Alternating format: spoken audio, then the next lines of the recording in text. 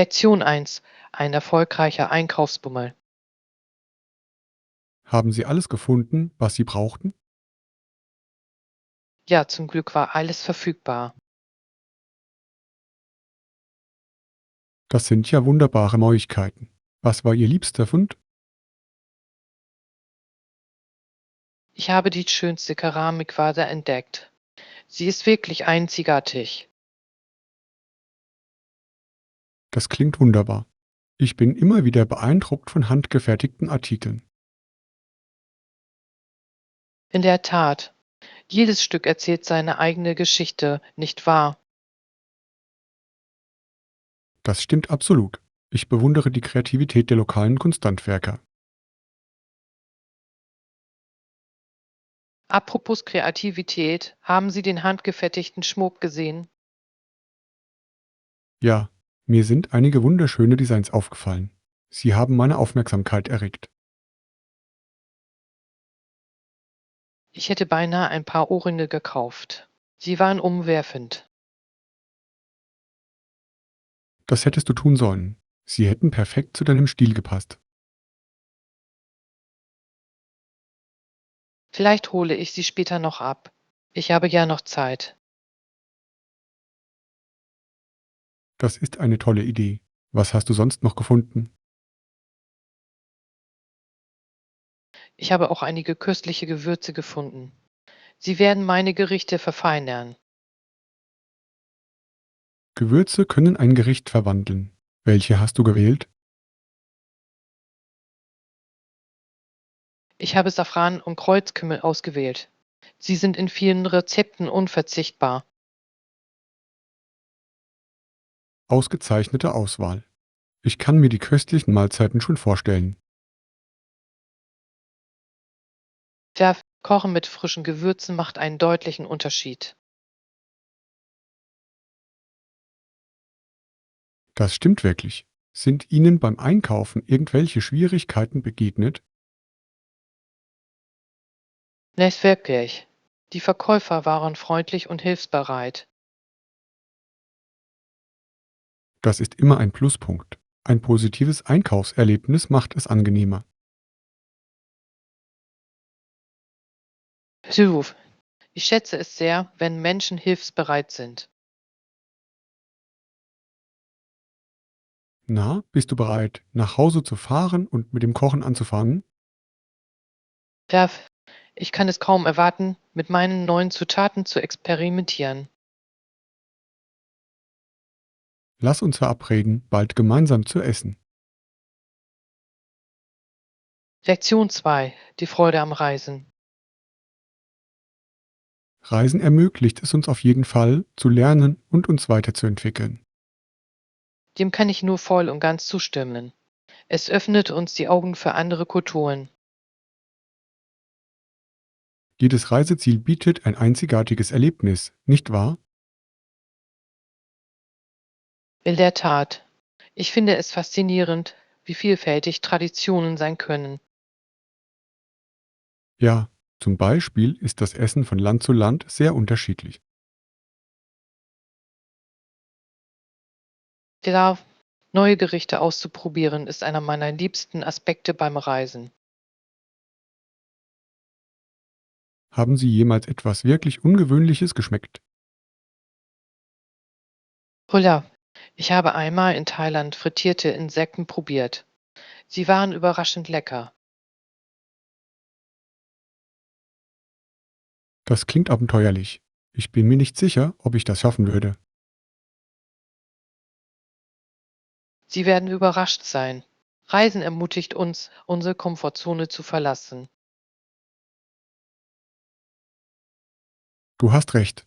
Jede Erfahrung hilft uns, unsere eigene Kultur mehr zu schätzen. Zuruf. Es fördert ein Gefühl der Dankbarkeit für das, was wir haben. Und es knüpft Verbindungen zu Menschen mit unterschiedlichem Hintergrund. Darf, aus solchen Kontakten können dauerhafte Freundschaften entstehen. Ich habe auf meinen Reisen einige unglaubliche Menschen kennengelernt. Ja, der Austausch von Geschichten mit Einheimischen bereichert das Erlebnis. Was war Ihre unvergesslichste Begegnung? Ich habe mich einmal mit einer Familie in Italien unterhalten. Sie haben mich zum Abendessen eingeladen. Das ist wunderbar. Kulinarische Erlebnisse sind oft die besten. In der Tat, es war ein Abend voller Lachen und köstlichem Essen. Reisen bereichert unser Leben ungemein, nicht wahr? Tja, es lehrt uns Empathie und Verständnis. Ich glaube, jede Reise hinterlässt einen bleibenden Eindruck bei uns. Ruf. Jede Reise prägt unsere Weltsicht. Wollen wir unser nächstes Abenteuer gemeinsam planen? Lektion 3: Die perfekte Dinnerparty planen. Ich glaube, wir haben genügend Gerichte für die Dinnerparty vorbereitet. Ja, da stimme ich zu. Wir brauchen uns um diesen Aspekt überhaupt keine Sorgen zu machen. Perfekt. Sollen wir die Einladungen jetzt verschicken? Das klingt nach einer hervorragenden Idee. Wie viele Gäste sollten wir einladen? Ich dachte an 8 Personen. Das würde eine gemütliche Atmosphäre schaffen. 8 ist eine gute Zahl. Sie ermöglicht anregende Gespräche. Genau. Wir möchten, dass sich alle einbezogen fühlen. Sollen wir das Thema des Abendessens in den Einladungen erwähnen? Absolut. Das wird alle für die Veranstaltung begeistern. Welches Thema hatten Sie im Sinn? Ich dachte an einen italienischen Abend. Pasta, Wein und gute Gesellschaft. Das klingt herrlich. Wer liebt denn nicht die italienische Küche? Genau. Ich kann mir die strahlenden Gesichter am Esstisch schon vorstellen. Und wir können italienische Musik spielen, um die richtige Stimmung zu erzeugen. Tolle Idee. Ein bisschen Ambiente bewirkt Wunder. Sollen wir einen Hinweis hinzufügen, dass man Getränke mitbringen soll? Ja, das ist klug. So können Gäste sich einbringen. Ich werde die Einladungen entwerfen. Möchten Sie sie durchsehen? Aber sicher. Ich würde mich sehr über Ihre kreative Note freuen. Ich werde dafür sorgen, dass sie sowohl einladend als auch unterhaltsam sind. Perfekt. Ein wenig Humor könnte die Stimmung auflockern. Da, vielleicht kann ich noch ein lustiges Zitat über Essen hinzufügen. Das wäre fantastisch. Lachen ist die beste Zutat. Ich werde mich sofort an die Einladung machen. Ich kann es kaum erwarten, sie zu verschicken und die Reaktionen zu sehen. Lektion 4: Berufswünsche. Hi, ich habe in letzter Zeit viel über unsere Karriereziele nachgedacht. Das ist interessant. Haben Sie sich schon speziell Gedanken über Ihren Fall gemacht? Ja, das habe ich. Ich überlege, meine Fähigkeiten in meinem jetzigen Fachgebiet zu erweitern. Das klingt vielversprechend. Welche Fähigkeiten möchten Sie entwickeln? Ich möchte mich auf Führung und Projektmanagement konzentrieren. Das sind wertvolle Fähigkeiten. Sie können Ihnen viele Türen öffnen. Genau. Ich glaube, sie werden meine Leistungen bei der Arbeit verbessern. Haben Sie schon einmal darüber nachgedacht, Kurse zu belegen, die Ihnen dabei helfen könnten? Ja, habe ich. Online-Kurse scheinen eine flexible Option zu sein. Das ist eine tolle Idee. Man kann in seinem eigenen Tempo lernen. Ja, und das lässt sich gut mit meinem jetzigen Job vereinbaren. Apropos Work-Life-Balance, wie vereinbaren Sie Berufs- und Privatleben? Es kann eine Herausforderung sein, aber ich versuche, klare Grenzen zu setzen. Das ist weise. Ausgewogenheit zu bewahren ist entscheidend für das Wohlbefinden. Und du? Was sind deine beruflichen Ziele? Ich überlege, eine Stelle im Marketing anzustreben. Marketing ist spannend. Was reizt Sie an diesem Bereich? Ich liebe die Kreativität, die mit der Gestaltung von Kampagnen einhergeht. Das leuchtet ein. Kreativität kann wirklich etwas bewirken. Ich analysiere außerdem gerne Daten, um das Konsumverhalten zu verstehen. Kreativität und analytisches Denken zu verbinden, ist eine wertvolle Kompetenz.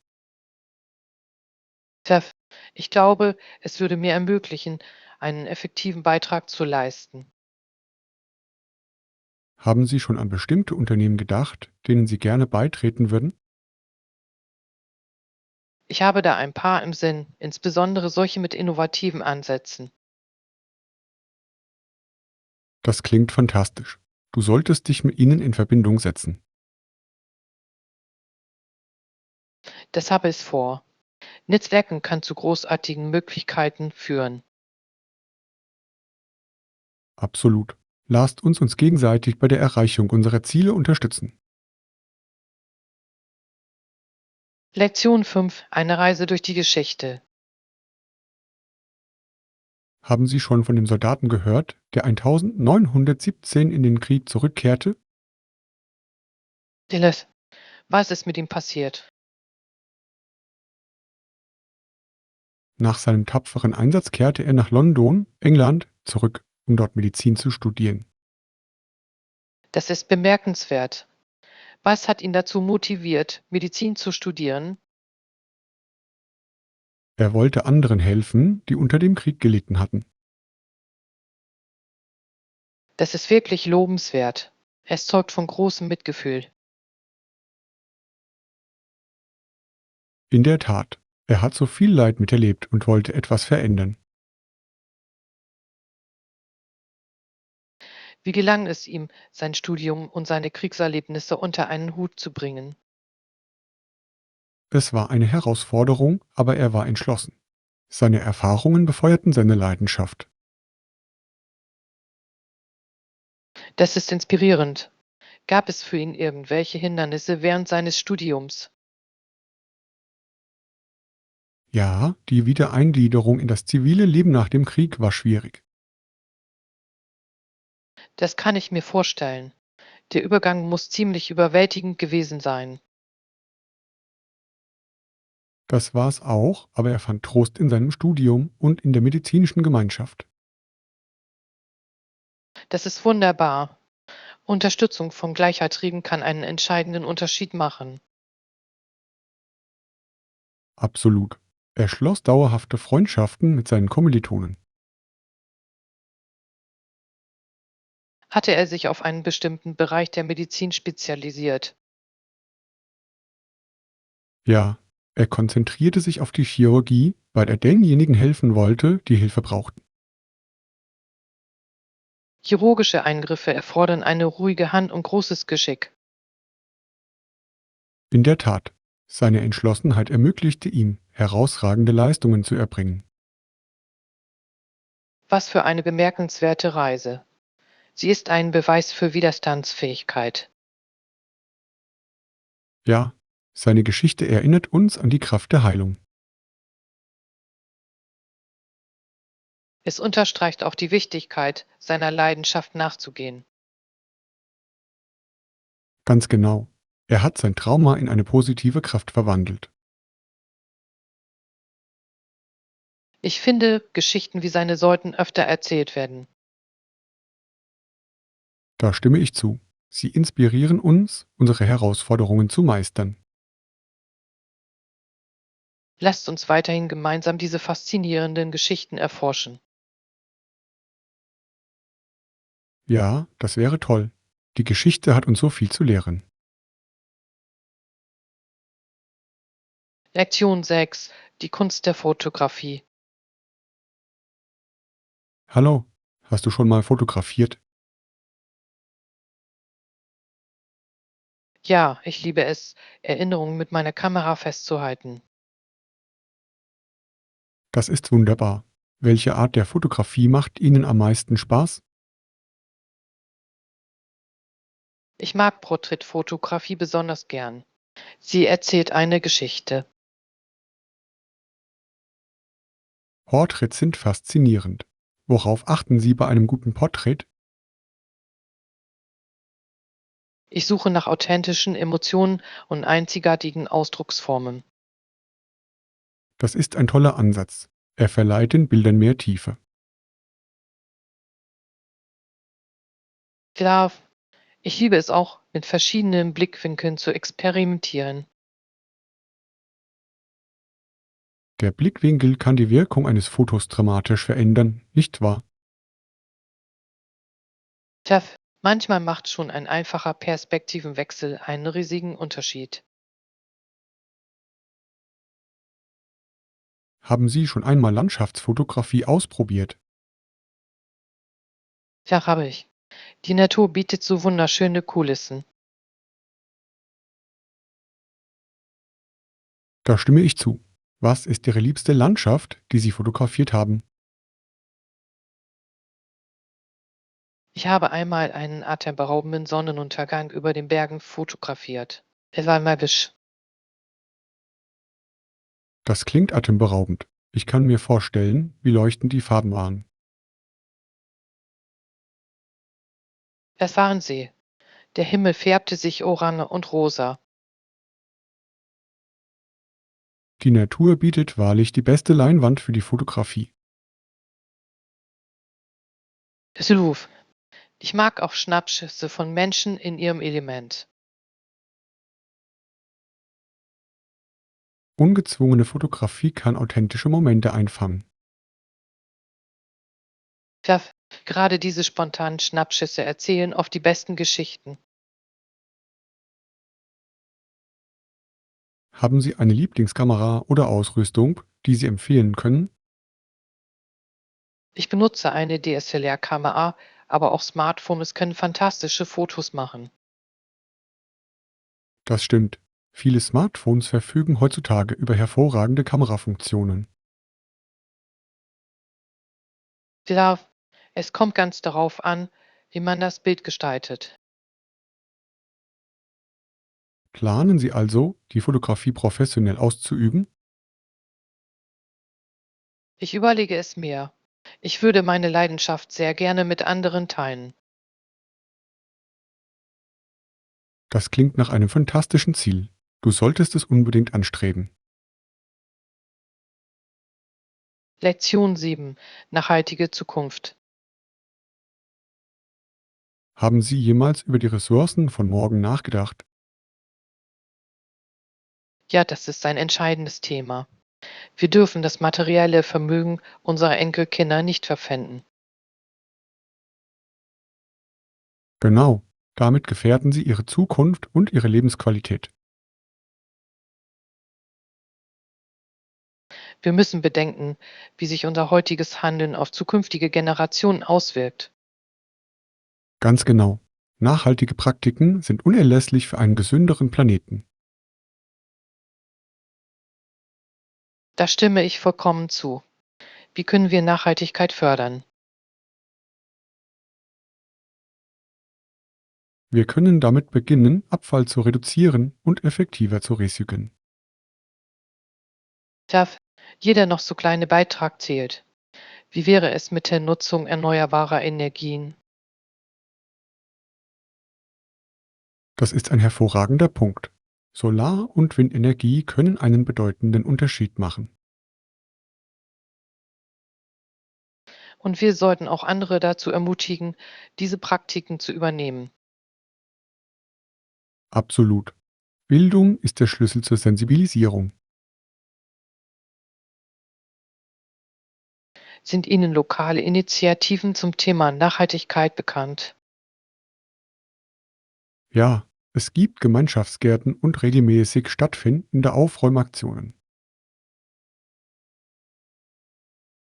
Diese Initiativen verschönern nicht nur die Gegend, sondern bringen auch die Menschen zusammen.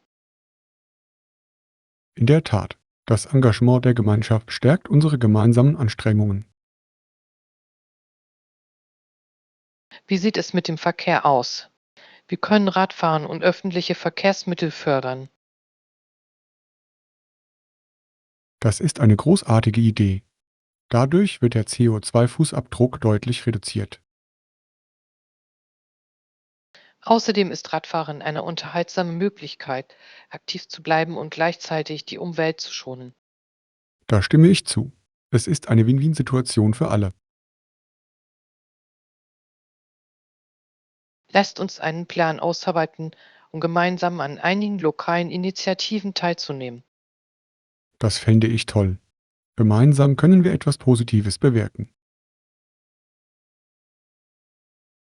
Und andere dazu inspirieren, sich uns auf diesem Weg in Richtung Nachhaltigkeit anzuschließen. Genau. Jede Handlung zählt beim Aufbau einer besseren Zukunft. Lektion 8: Der Charme Londons. Im Zentrum Londons sind diese Gebäude für ihre gotische Architektur berühmt. Ja, sie sind atemberaubend. Die filigranen Details sind wirklich faszinierend. Und wir dürfen den Klang der großen Uhr, bekannt als Big Ben, nicht vergessen. Absolut. Es ist ein absolutes Wahrzeichen Londons. Haben Sie es schon einmal läuten hören? Es ist wirklich beeindruckend. Ja, das habe ich. Der Klang hallt durch die ganze Stadt. Das verleiht der Atmosphäre einen gewissen Charme, nicht wahr? Das stimmt absolut. Ich fühle mich wie in einem Märchenbuch, wenn ich es höre. Viele Besucher kommen genau deshalb, um diesen Moment zu erleben. Das kann ich gut verstehen. Die Geschichte dieser Gebäude ist faszinierend. In der Tat, jedes Bauwerk hat seine eigene Geschichte zu erzählen. Wissen Sie, wie lange Big Ben schon steht? Es existiert seit 1859. Das ist eine beachtliche Tradition. Das ist bemerkenswert. Stellen Sie sich all die Veränderungen vor, die es miterlebt hat. Es muss miterlebt haben, wie London über die Jahre gewachsen und sich weiterentwickelt hat. Ja, es ist ein Zeugnis der reichen Geschichte der Stadt. Haben Sie schon andere berühmte Sehenswürdigkeiten in London besucht? Ja, ich habe vor kurzem den Tore auf London erkundet. Es war faszinierend. Das ist eine hervorragende Wahl. Die Geschichte dort ist faszinierend und zugleich ein wenig unheimlich. Da stimme ich zu. Die Kronjuwelen kennenzulernen war für mich ein absolutes Highlight. Ich kann es mir nur vorstellen. Jeder Besuch offenbart etwas Neues. Und es vertieft unsere Wertschätzung für das kulturelle Erbe der Stadt. Wollen wir also einen Tag einplanen, um gemeinsam weitere Sehenswürdigkeiten zu erkunden? Lektion 9: Vorbereitungen für Weihnachten. Der Dezember ist endlich da.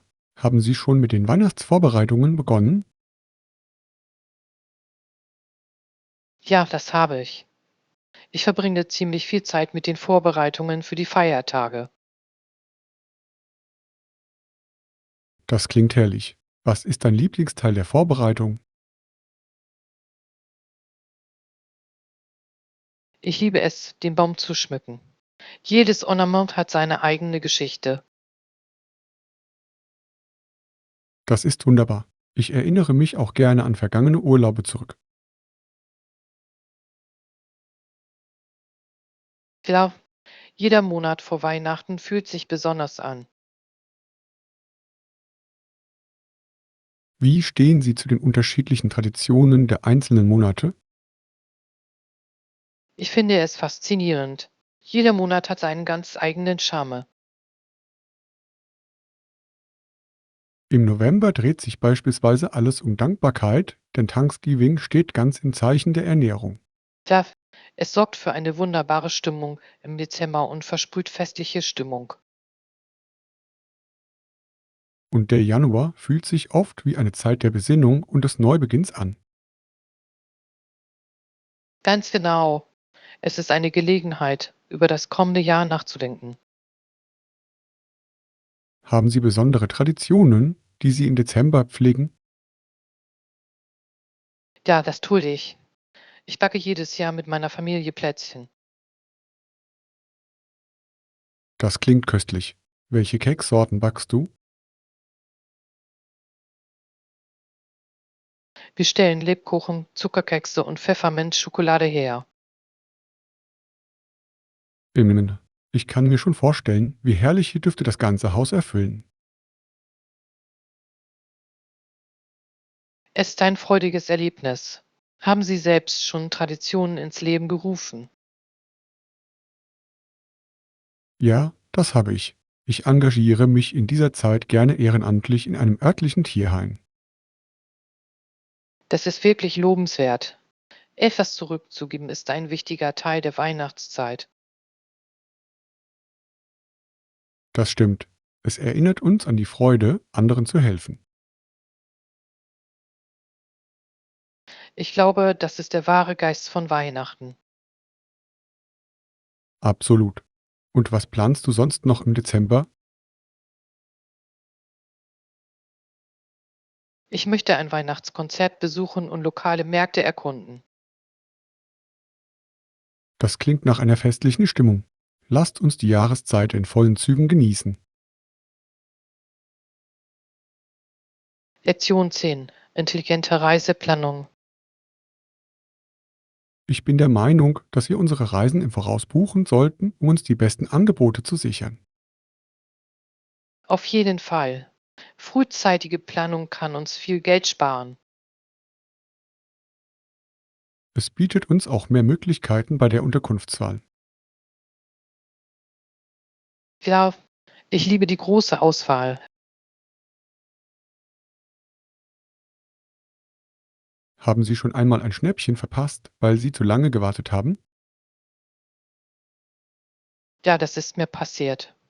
Ich habe einmal ein tolles Flugangebot um nur wenige Tage verpasst. Das ist bedauerlich. Ich kann den Frust verstehen. Es hat mir die Bedeutung frühzeitiger Forschung verdeutlicht.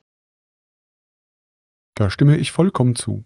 Ich werde noch heute mit der Recherche unserer Optionen beginnen. Das klingt nach einem Plan. Welche Reiseziele ziehen Sie in Betracht? Ich dachte an ein Strandreiseziel. Sonne und Sand klingen perfekt. Ein Strand klingt herrlich. Haben Sie einen bestimmten Ort im Sinn? Ich überlege, in die Karibik zu reisen. Die Landschaft ist atemberaubend. Die Karibik ist wunderschön. Hast du schon den Wetterbericht für diese Zeit geprüft? Ich werde der Sache nachgehen. Das Wetter kann unser Erlebnis stark beeinflussen. Tja, ich möchte die Regenzeiten nach Möglichkeit vermeiden. Und wie sieht es mit Aktivitäten aus? Was möchten Sie unternehmen, während wir dort sind?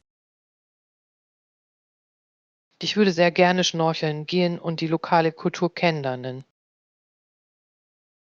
Das klingt fantastisch. Wir sollten auch nach lokalen kulinarischen Erlebnissen Ausschau halten. Hilf. Essen kann die Reise noch unvergesslicher machen. Ich kümmere mich also um Flüge und Unterkünfte, während Sie Aktivitäten erkunden. Perfekt. Wir können unsere Ergebnisse kombinieren, um die beste Reise zusammenzustellen. Ich kann es kaum erwarten, mit der Planung zu beginnen. Das wird ein Abenteuer. Lektion 11: Der Wert von Sommerjobs. Viele junge Menschen in Nordamerika nehmen während ihrer Schul- oder Studienzeit Sommerjobs an. Das stimmt. Sommerjobs bieten wertvolle Erfahrungen. Ja, das tun sie. Welche Vorteile bieten diese Jobs Ihrer Meinung nach? Erstens helfen sie den Schülern, wichtige berufliche Fähigkeiten zu entwickeln. Da stimme ich zu. Fähigkeiten wie Kommunikationsfähigkeit und Teamfähigkeit sind entscheidend. Darüber hinaus kann man durch Sommerjobs lernen, sich besser einzuarbeiten. Genau. Arbeit und Studium in Einklang zu bringen, ist eine wertvolle Lektion. Und sie können jungen Menschen auch verschiedene Karrierewege aufzeigen. Das ist ein wichtiger Punkt. Die Erkundung verschiedener Bereiche kann bei zukünftigen Entscheidungen hilfreich sein. Hattest du schon mal einen Sommerjob? Ja, ich habe in einer örtlichen Buchhandlung gearbeitet. Es war wunderbar. Das klingt herrlich. Was hat Ihnen daran am besten gefallen? Ich habe es geliebt, Kundenbücher zu empfehlen. Es war bereichernd. Das kann ich mir vorstellen. Anderen dabei zu helfen, das richtige Buch zu finden, ist erfüllend. Und du? Hattest du einen Sommerjob? Ich habe als Ferienbetreuer gearbeitet. Es war sowohl herausfordernd als auch unterhaltsam. Das klingt spannend. Welche Aktivitäten habt ihr organisiert? Ich plante Kunsthandwerk, Sport und Naturwanderungen. Das ist fantastisch. Sie müssen großartige Führungsqualitäten entwickelt haben. Tja, ich habe gelernt, eine Gruppe energiegeladener Kinder zu leiten. Solche Erfahrungen prägen den Charakter, nicht wahr? Das stimmt absolut. Sommerjobs können das Leben verändern. Und sie lehren auch den Wert des Geldverdienens. Hilf. Für etwas Besonderes zu sparen, ist motivierend. Sind Sie also der Meinung, dass Sommerjobs gefördert werden sollten? Zweifellos. Sie vermitteln wichtige Lektionen fürs Leben. Ich hoffe, dass mehr junge Menschen diese Möglichkeiten nutzen. Lektion 12: Justizsysteme verstehen. Ein weiteres wichtiges Element der meisten englischsprachigen Justizsysteme ist das. Ja, ich bin neugierig, worauf Sie sich beziehen. Es gilt die Unschuldsvermutung, bis die Schuld bewiesen ist. Das ist ein Grundprinzip. Warum ist es so wichtig? Es gewährleistet, dass Einzelpersonen während Gerichtsverfahren fair behandelt werden. Ja, es schützt vor Fehlurteilen.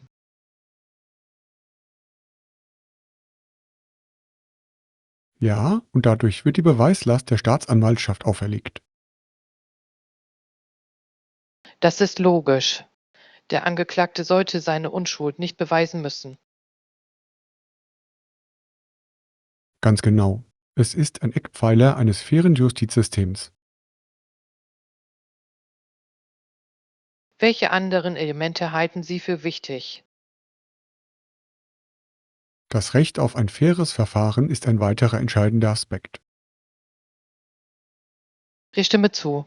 Jeder verdient die Möglichkeit, sich zu verteidigen. Ein unparteiischer Richter ist unerlässlich, um Fairness zu gewährleisten. Sylvuf, Voreingenommenheit kann den gesamten Justizprozess untergraben. Darüber hinaus ist der Zugang zu Rechtsbeistand von entscheidender Bedeutung. Ja, ohne Anwalt kann es für Einzelpersonen schwierig sein, sich im System zurechtzufinden. Welche Rolle spielen Geschworene in diesen Systemen? Die Geschworenen spielen eine bedeutende Rolle bei der Feststellung von Schuld oder Unschuld. Genau, sie spiegeln die Werte und Perspektiven der Gemeinschaft wider. Es ist faszinierend, wie diese Elemente zusammenwirken. In der Tat, sie schaffen einen Rahmen für Gerechtigkeit und Verantwortlichkeit. Glauben Sie, dass diese Grundsätze in der Praxis eingehalten werden? Auch wenn es sich um Ideale handelt, bestehen im System dennoch Herausforderungen. Das stimmt. Es ist wichtig, nach Verbesserung zu streben. Ja, ein kontinuierlicher Dialog und Reformen sind notwendig. Ich schätze unsere Diskussion zu diesem Thema. Sie war sehr aufschlussreich. Ich stimme zu. Das Verständnis dieser Prinzipien hilft uns, Gerechtigkeit wertzuschätzen. Lektion 13: Bürgerpflicht und Reform.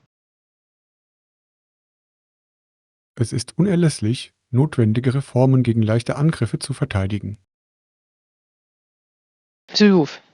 Unser Wohlbefinden dabei dient unserem Land zum Vorteil.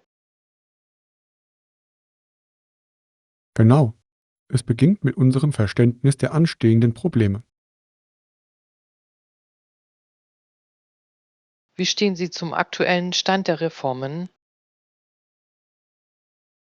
Ich glaube, es gibt noch viel zu tun. Viele Ideen verdienen es, verteidigt zu werden. Da stimme ich zu. Sich für Veränderungen einzusetzen, kann eine Herausforderung sein. Ja, aber wir müssen in unseren Überzeugungen standhaft bleiben. Glauben Sie, dass die Menschen im Allgemeinen über die notwendigen Reformen informiert sind? Einige sind es, aber viele benötigen noch Aufklärung zu diesen Themen. Das stimmt.